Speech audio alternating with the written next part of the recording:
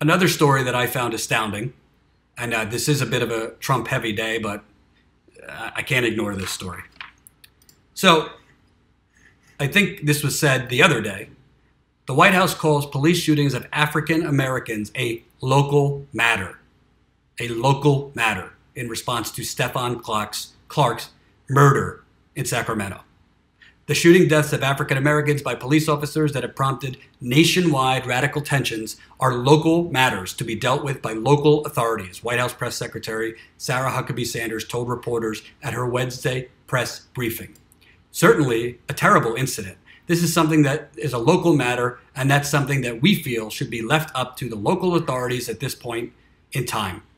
Sanders said in response to a question about the acquittal of two Baton Rouge, Louisiana police officers involved in the 2016 murder, if you saw the video, it was murder, of Alton Sterling in Louisiana. Sanders was also asked about the recent fatal shooting of Stephon Clark in California and the 2014 death of Eric Garner. So let's be clear, and this isn't exclusive to Donald Trump. This is the Republican Party. This is Republican governors. Frankly, there have been some Democrats guilty of this. When they say this is a local matter, the murder of African Americans, the genocide of African Americans in this country, let's call it what it is. It is murder. We cannot allow this nonsense anymore, where the police, oh, we thought he was going for his gun when he had a cell phone. Pretty soon, people are going to have the things you blow bubbles for your kids. Pretty soon, they're going to find that they had bubbles. But these police officers who seem to be very scared, even though they're trained to operate a gun and have quicker reflexes than the average citizen, if they see any movement of somebody's arms, shoot to kill. Because the police value their lives more than the people they're supposed to serve and protect. And I don't want to generalize all police. I happen to know some police in my life that are good people and actually want to protect people. But we have to call it what it is. This is now a pattern of genocide. This is a pattern of police terrorism. This is a pattern of police consistently getting off for murdering African Americans 9 out of 10 times who do not have a gun. And there was no reason to think they had a gun other than the color of their skin. And for Donald Trump's administration and the Republican Party overall to pretend this is a local matter, that's essentially telling your base, Blue Lives Matter. These are publicly funded officers. We pay their salaries.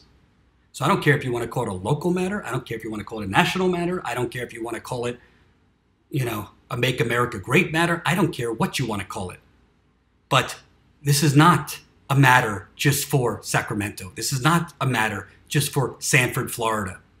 This is not a matter, Anthony Lamar Smith in St. Louis, when I was arrested covering those rallies. This is not a matter just for St. Louis. This is a matter for the United States, who was founded on murdering and stealing the land of Native Americans and oppressing and enslaving African Americans.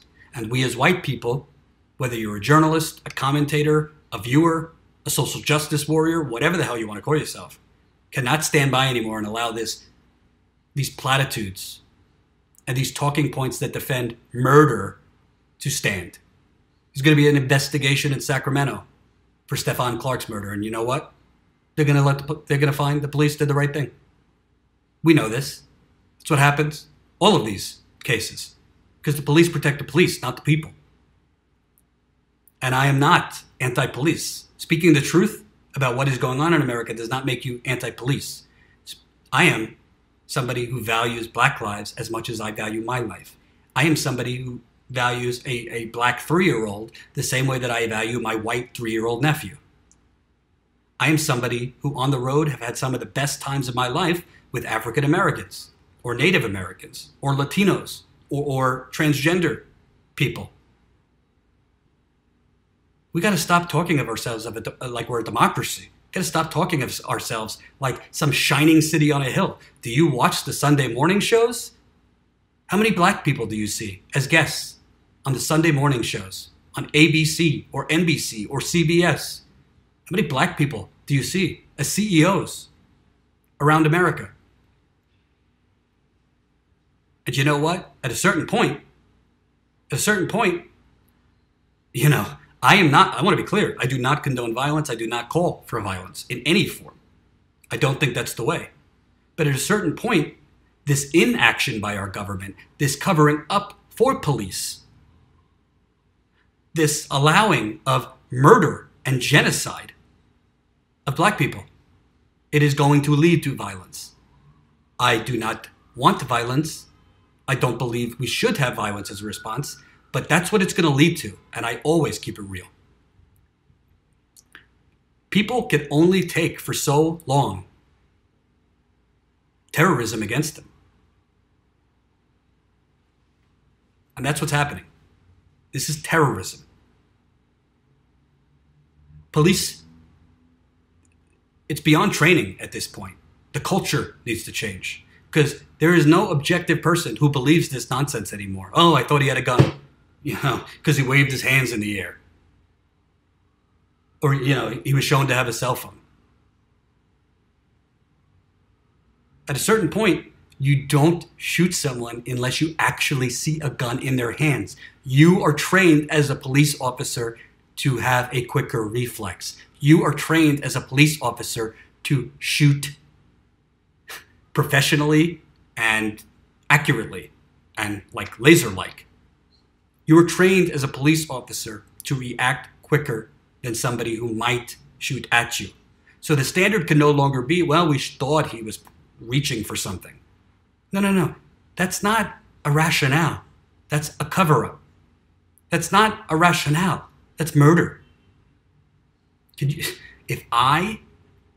imagine if I went out and shot someone tomorrow and just said, well, it looked like he had a gun? Do you think I would be let off scot-free? It's a disgrace. And to give you an update on what's going on with Stephon Clark, who was murdered.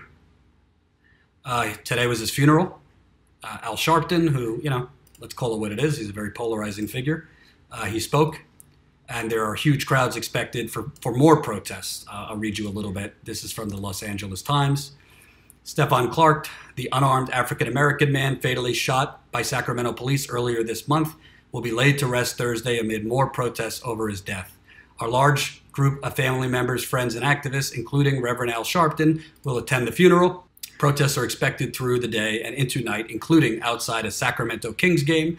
They have had protests outside of Sacramento King basketball games now for several days. More than an hour before Clark's funeral is set to begin, a line of more than 100 mourners snaked through the parking lot. Some wore shirts bearing Clark's name or photograph. Others carried signs. Sharif Ali didn't know Clark, but he came to support the family. Quote, "It's shocking what happened to Stephon," he said. He said the next step will be police reform and hopefully a change in policies.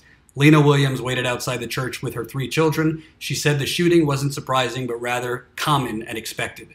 She said she is glad people are not being quiet. Quote, "If we do things the right way, we could be an example," she said. She cautioned the residents don't yet know both sides, but said she hopes the police department can take a look of biases and policies. Quote, "There's so much more to this." Michelle Dillenhunt wore a shirt with 2 photographs of Clark on the back. She said she used to live near his family when her children, now 28 and 21, were growing up. Quote, "The police have killed too many people and got away with it," she said. "No matter what, it was overkill." I as a white person, I'm not going to pretend to know what African Americans go through in this country because I don't know. None of us could know if we're not black. But what I do know is the definition of insanity is repeating the same thing over and over and expecting a different result. Frankly, I think you're probably going to see more economic boycotts around this country. You are going to see more protest around this country. Unfortunately, you're going to see more violence around this country from fed up African Americans who don't know what else to do. I am not calling for that. I stand against that. I would preach nonviolence in all forms. But the Trump administration, I mean, they just show their subtle and not so subtle racism by saying this is a local matter. Let me tell you something.